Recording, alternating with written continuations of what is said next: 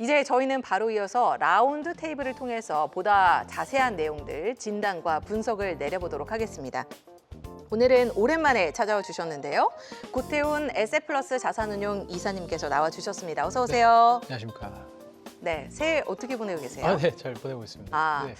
혹시 기억하세요, 이사님? 그 전에 다이어트 이야기 하셨는데 네네네. 오늘도 새해 안 그래도 목표로 그 열심히 얘기 잘 하려고 되고 있습니다. 계세요? 네, 비만 치료제 덕분에 잘 그래요? 감량을 하고 있습니다. 오늘 이야기 너무나 기대가 됩니다. 네, 일단은 저희가 FOMC 이야기로 문을 열어봤다 보니 네. 이 이야기를 하지 않을 수 없을 것 같은데요. 올해 첫 FOMC 결과 기준금리 여전히 예상한 대로 동결이 됐습니다. 파월 의장이 그런데 추가 인하에 대해서 좀 선을 긋는 모습이 나타났어요. 여전히 강경하고 단호한 파월 의장의 모습을 저희가 볼 수 있었는데, 자, 그럼 다음 시장의 관심사는 무엇이 될까요? 일단 이번에 금리 동결을 하는 것에 대해서 어느 정도 시장이 예상은 한 바라고 생각은 하고요. 근데 이번에 이야기를 하면서 언급했던 내용들이 좀 중요한 것 같은데, 미국 경제의 강인함에 대해서 다시 한번 좀 언급을 했고요.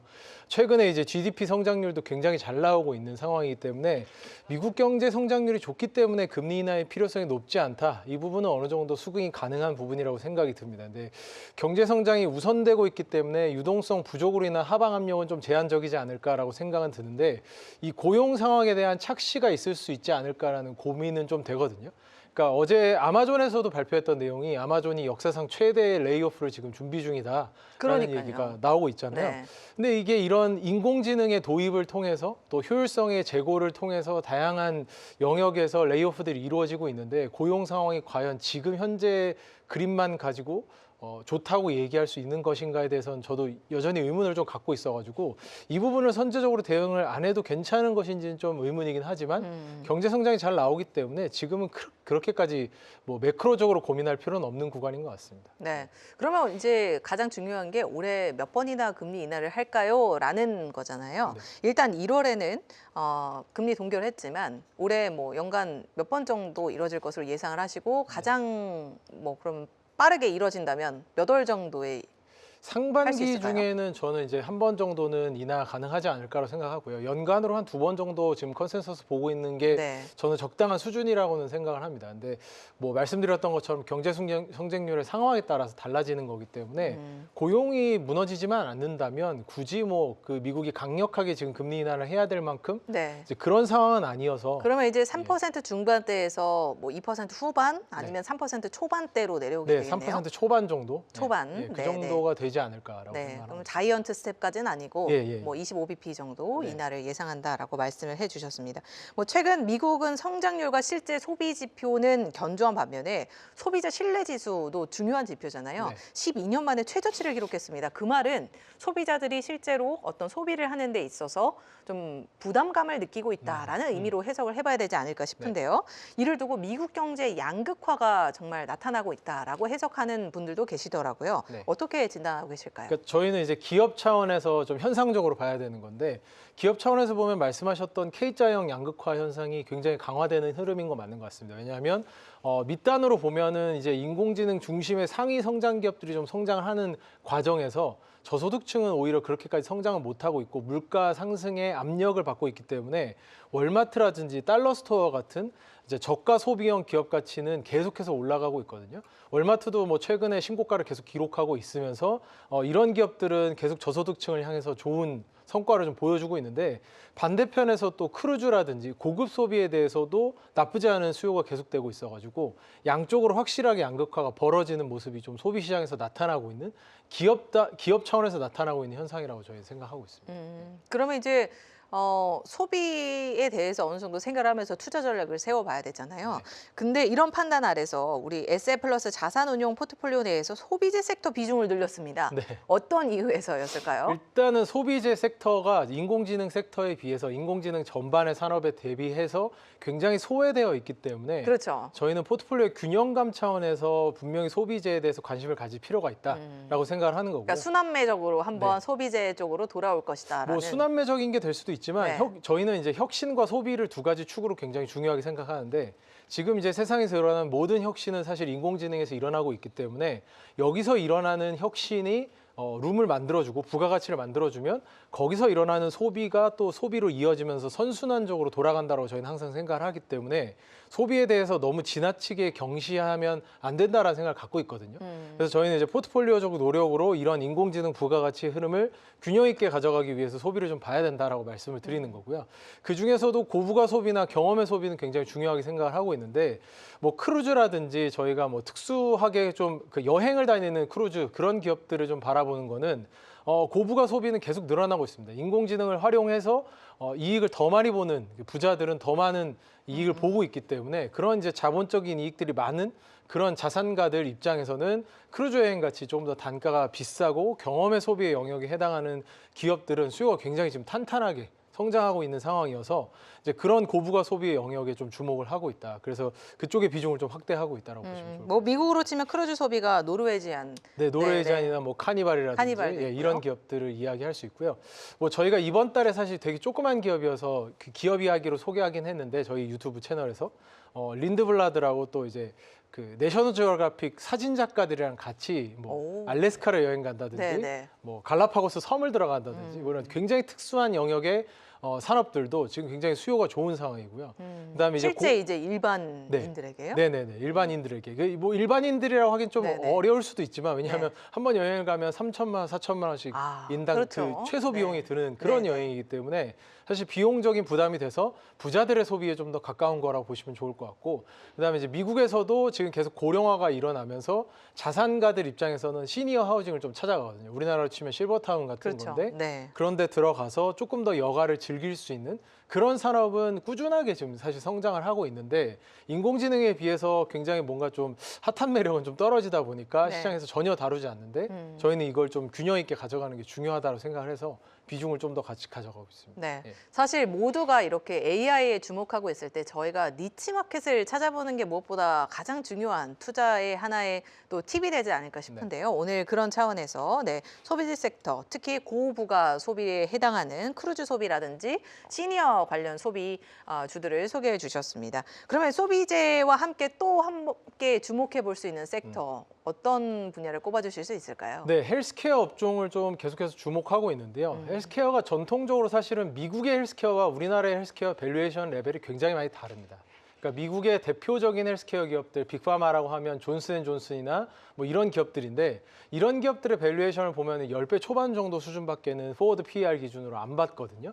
근데 이렇게 보는 이유는 미국에서는 헬스케어 산업은 사실 굉장히 안정적인 비즈니스 모델을 갖고 있는 그런 산업이라고 생각하기 때문에 방어적인 성격으로 접근을 하는데 제가 오늘 말씀드리고자 하는 헬스케어 산업은 이러한 안정적인 산업 차원에서가 아니라 인공지능을 활용을 해서 또 뭐 이러한 기술적인 발전들을 활용을 해서 좀 더 이제 예방 차원의 산업으로 넘어가는 헬스케어 시장에 좀 더 주목을 했으면 좋겠고요.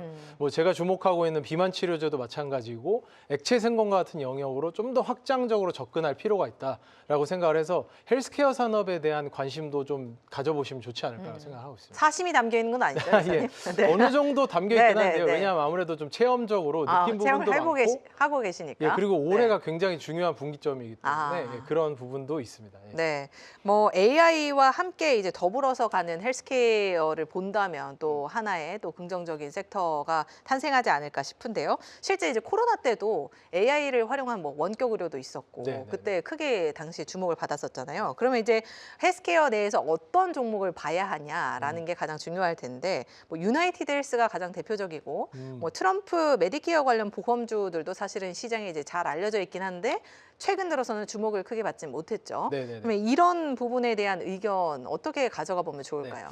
사실 유나이티드 헬스케어가 미국의 보험사로서 가장 큰 기업인데 이 산업에 대해서는 산업의 존재 차원에서 좀 고민을 해봐야 되거든요. 그러니까 우리나라의 공적 보험 시장과 미국의 사적 보험 시장은 굉장히 다른 구조를 가지고 있습니다. 간단하게만 설명을 드리면 미국의 사적 보험 시장 같은 경우는 높은 약가를 기반으로 해서 거기서 리베이트를 받는 방식으로 모든 기업들이 그 밑에 있는 이제 헬스케어 밸류체인에 속한 모든 기업들이 쉐어를 가져가는 그런 형태로 되어 있다 보니까 일단 기본적으로 이 높은 약가가 지지되지 않으면 흔들릴 수밖에 없는 산업이거든요. 근데 이 높은 약가가 지지되어 버리면 작년에 이제 유나이티드 헬스케어 CEO가 이제 피살됐던 이유도 사실은 이런 의료 보험에 대한 거절이 너무 많았기 때문에 일반인들이 혜택을 보지 못하는 경우가 굉장히 많고요. 의료보험 그 단가 자체가 너무 비싸기 때문에 일반인들에게 접근 가능한 의료보험이 아닌 경우가 굉장히 많거든요. 그렇죠. 네. 그러다 보니까 우리나라에 계신 분들은 사실 공감하기 어렵지만 미국에 계신 분들은 의료보험에 대한 반발심이 굉장히 큽니다. 맞습니다. 예, 그러다 보니 UNH 같은 기업들을 개혁하고자 하는 이슈가 정부 차원에서 굉장히 많을 수밖에 없고요. 이거는 뭐 공화당이나 민주당이나 가릴 바가 없이 아마 다 이제 개혁을 하려고 하는 부분이기 때문에 어느 정도 미국의 이런 의료 개혁이 필요한 부분이 공감대가 있다 보니까 의료 개혁이 어느 정도 완료되기 전까지는 사실 이 산업에 대해서 너무 성장 관점으로 바라보긴 좀 어려울 것 같고요. 그럼에도 불구하고 UNH가 사실 급락을 좀 많이 했었기 때문에 지금 기업 가치 자체가 굉장히 많이 빠졌기 때문에 네. 1년에 뭐 좀 사건들이 있었죠. 그렇죠. 네. 네, 그런 락바텀에서 벗어날 수 있다 정도의 관점은 가질 수 있겠지만 저는 메인 포트폴리오 관점에서 보험사를 많이 보는 것은 좀 경계해야 되지 않을까라고 생각을 하고 있습니다. 그러면 어떤 포트폴리오에 어떤 그 네. 종목을 담아야 될까요? 그러니까 아까 예방적인 차원이라고 네, 말씀을 네. 드렸는데 비만 치료제 얘기하기 전에 액체 생검을 먼저 말씀드리고 싶은데요. 건강 검진을 하는 거죠. 그렇죠. 건강 네. 검진을 하는 건데 액체 생검이라는 게 쉽게 얘기하면 과거에 혹시 테라노스라고 들어보신 적 있어요? 테라노스. 네, 네. 굉장히 유명한 미국의 네. 여성 사기꾼이죠, 사실은. 네, 네. 혈액 한 방울이면 암 진단이 다 가능하다 하면서 네, 네. 좀 그런 이슈가 있었던. 근데 그게 이제 결국에는 네. 불가능한 걸로 네. 좀 얘기가 그렇죠. 그 종결이 되지 당시에는 않았었나요? 사실은 기술이 없었던 거고 네. 증명이 불가능한 거였는데 혈액 한 방울은 아니지만 이제 그 AI의 도입을 통해서 이런 것들이 본격화됐거든요. 그러니까 제가 오늘 말씀드리고자 하는 액체 생검 같은 경우도 건강검진 차원인데 최근에 이제 2025년 10월에 그레일이라는 회사가 갈레리라는 임상 결과를 발표를 하면서 이 혈액을 통해서 암 진단한 거가 민감도라고 하는데 암인 사람을 암이라고 해주는 비율이 66%고 특이도가 그러니까 암이 아닌 사람을 암이 아닌 것으로 판단해주는 비율이 99.6%가 나오면서 특이도가 잘 나왔다라는 얘기는 이걸 건강검진에서 쓸만하다라는 거거든요. 그러니까 건강검진이라는 건 결국 이 사람이 지금 암인지 아닌지를 정확하게 가려내라기보다 그렇죠. 암이 의심되는지 안 되는지만 알려주면 되기 때문에 근데 과거에 이 그 이제 특이도 같은 경우가 민감도 같은 경우가 40%대였기 때문에 사실 효용이 별로 없었어요. 근데 이제는 60%대까지 올라왔고 특이도가 거의 100%에 준하기 때문에 이러한 검진들이 충분히 유의미한 결과를 내게 되는 거고요. 그러면 건강검진에서 실제로 암 환자를 기존의 건강검진 대비해서 7배나 많은 암 환자를 발견해내서 조기 진단하는 방식으로 이 시장이 점점 더 확대되고 있는 건데 우리가 건강검진하는 거 생각해보면 결국 우리는 암을 좀 더 빨리 발견해서 건강하게 오래 살려고 하는 거기 때문에 그렇죠. 충분한 효용을 주는 거거든요. 근데 이 시장이 인공지능 기술이 없었다면 사실 이런 효용이 나오긴 좀 어려웠습니다. 왜냐하면 혈액 안에 들어있는 암 세포를 발견해내야 되기 때문에 굉장히 미세량밖에 없거든요. 이게 굉장히 극소량만 암 그 세포에서 일부 사멸된 암 세포들만 떠다니다 보니까 그걸 발견하는 게 굉장히 어려웠는데 인공지능 기술을 통해서 발견을 할 수 있게 됐고 앞으로는 이런 예방적인 차원의 시장도 확대된다는 거죠. 왜냐하면 헬스케어 산업을 분석해 보면 보통 그냥 돈 되는 거에 집중해야 된다 해서 항상 항암제, 죽기 직전의 상태에 네. 생존 기간을 늘려줄 수 있는 이런 약들에 좀 집중해 왔는데 이제는 이 예방 쪽 차원도 그렇네요. 조기 진단 차원도 네. 돈이 된다라는 관점에서 주식시장에서 관심을 가져볼 만한 상황이라고 보면 좋을 네. 것 같습니다. 사실은 실제로 이제 액체 생검이 좀 보급화가 된다면은 네. 암은 무엇보다 조기에 진단을 받는 게 가장 중요하다고 하잖아요. 그쵸. 그렇기 때문에 이제 수요도 많아질 것으로 예상을 하고 아주 좋은 기술일 것 같습니다. 그러면 이제 이 액체 생검 기술을 기반으로 하는 뭐 기업이 있을까요? 저희가 네. 어떻게 투자를 할 수 있을까요? 네네네. 이게 또 영역이 좀 구분되는데요. 아까 말씀드린 그레일의 갈레리 임상을 했던 그레일 같은 경우는 혈액을 가지고 조기 진단하는 영역이라면 지금 이제 시가총액 기준으로 가장 큰 나테라라는 기업 같은 경우에는 암이 있었던 환자가 재발 가능성이 어떤지를 계속 예후 관찰을 하는 그런 방식이 또 있거든요. 그래서 이러한 두 가지 정도의 기업들이 앞으로 어떻게 흘러가는지 좀 보시면 좋을 것 같고, 그다음 최근에 이제 에봇에서 인수한 익색사이언스처럼 분변 진단을 통해서 대장암을 진단하는 그런 방식이라든지 이런 다양한 영역에서 또 암종을 진단하는 조기 진단 기업들이 있으니까 이런 기업들 좀 관심 가져서 한번 보시면 좋을 것 같습니다. 네, 그러니까 바이오 안에서 저희가 이제 본다면 헬스케어 그 안에서도 액체 생검을 눈여겨보자라고 말씀을 해주셨고 그 안에도 상당히 많은 이제 기업들이 있다 보니까 좀 적절한 판단과 또 투자 의견을 반영해서 투자 전략을 세워보시면 좋을 것 같습니다. 자, 이제 뭐 헬스케어 하면 제가 비만 치료제 시장을 빼놓을 수 없을 것 같아요. 예. 이사님이 네. 또 직접 체험을 하고 뭐 보고 계시니까 네. 위고비로 감량을 어느 정도 하신 거예요? 아, 네. 아마 뭐 지난달에 보셨던 분들은 기억하실 수 뭐 있는데 비포 애프터 샷이 가능한가요, 피디님? 네. 모르겠지만 어쨌든 지난달에 비해서 거의 저는 한 10kg쯤 감량한 것 같고요. 네. 아니 근데 그렇게까지는 네. 겉으로는 보이지 않아요. 네네네. 네네네. 사실 몸속에 숨겨져 있는 근데 그런 이제 만족도는 무게가 어느 정도 많다 보니까 되시나요?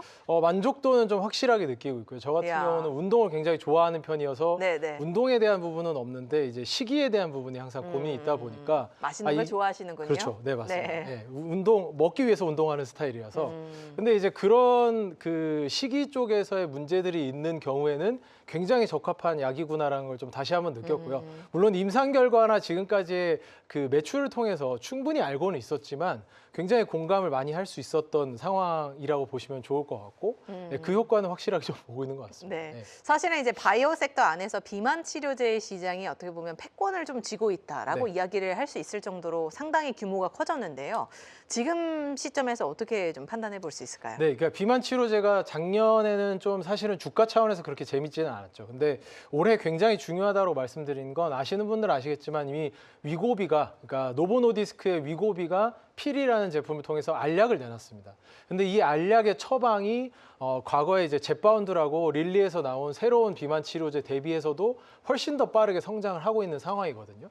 근데 알약이라는 거는 저는 이제 지금 주사제를 활용을 하고 있지만 주사로 맞으셨어요? 네네. 근데 사실 거부감이 있으신 분들이 있을 수밖에 없어요. 그렇죠. 주사를 맞는다라는 거 그 자체가. 아프잖아요. 예. 근데 알약을 드시게 되면 훨씬 더 접근성이 생기기 때문에 대중적인 시장으로 확대가 가능하고요. 노보노디스크에서 지금 나온 위고비 필 같은 경우는 그래도 용법상의 한계가 좀 있는 게 공복 상태에서 먹어야 되고 그다음에 물을 좀 많이 마셔야 되고 뭐 이런 제약 조건들이 좀 있거든요. 펩타이드 계열이어서. 근데 앞으로 릴리에서 오포글리프론이라는 또 알약을 올해 2분기에 내놓을 텐데 그 경우에는 사실 그런 제약 조건이 없기 때문에 조금 더 확실한 효과를 보여주면서 대중화가 될 것으로 보여지고요. 이 대중화가 확실하게 된다면 사실 이 비만이라는 그 이제 질병 자체가 좀 어느 정도 치료 가능한 시장으로 전개가 되지 않을까라고 생각을 하고 있어서 지금 현재도 사실은 이 두 개, 그 GLP-1 계열 기반의 비만 치료제가 합산해서 매출액이 거의 100조 정도가 나오거든요. 근데 이 성장이 앞으로도 훨씬 더 갈 수 있기 때문에 계산을 간단하게만 해보셔도 됩니다. 사실 이런 다이어트를 위해서 우리가 쓰고 있는 돈들을 생각해 보시면 한 달에 얼마 정도 비용을 쓰고 있는지 전 세계 인구를 생각해보고 계산해 보면 아직도 많은 시장에 침투가 그렇죠. 남아 있거든요. 네. 그래서 그런 시장의 가능성을 봤을 때는 올해가 성장이 굉장히 중요한 기폭제가 되는 해라고 생각을 하고 있습니다. 네. 뭐 제 생각에는 한국에서는 이 한국 사람들이 다이어트를 꼭 할 필요는 없는데 뭐 어떤 미를 위해서 이제 다이어트에 돈을 많이 쓰잖아요. 근데 네. 미국은 실제로 이제 비만 인구가 상당히 높은 수준을 차지하고 있고 그렇기 때문에 이제 정부에서도 비만에 선전포고를 한 상황이잖아요. 그렇죠. 그래서 이제 이러한 소비 수요가 꾸준히 늘어날 것으로 예측이 되고 있습니다. 그러면 지금 이제 일라이 릴리에서 2분기에 출시할 오포글리프론 그리고 위고비를 앞세운 노보노디스크가 있는데요. 저희가 뭐 둘 다 투자를 하면 좋겠지만 그 중에 꼭 하나를 집중해야 된다라고 하면 어느 쪽을 택할까요? 네, 전략적으로는 릴리의 전략을 좀 더 선호는 하고 있습니다. 왜냐하면 릴리 같은 경우는 일주일에 한 번 맞는 이제 그 마운자로 젯바운드라고 하는 비만 치료제 주사 치료제가 확실하게 효능적으로 위고비보다 더 뛰어난 효능을 보여줬기 때문에 이미 매출로도 증명을 하고 있는 상황이어서 이의 성장을 기반으로 하는 것에는 문제가 전혀 없을 것 같고요. 그다음에 이제 플러스로 오포글리프론이 조금 더 나은 부분은 아까 말씀드렸던 용법상의 긍정적인 조금 부분도 더 있고요. 수월하게, 네, 좀 더 쉽게. 수월하게 되는 거고 대량 생산 측면에서 긍정적인 부분은 펩타이드 계열 같은 경우는 결국에는 생산하는데 조금 한계가 있거든요.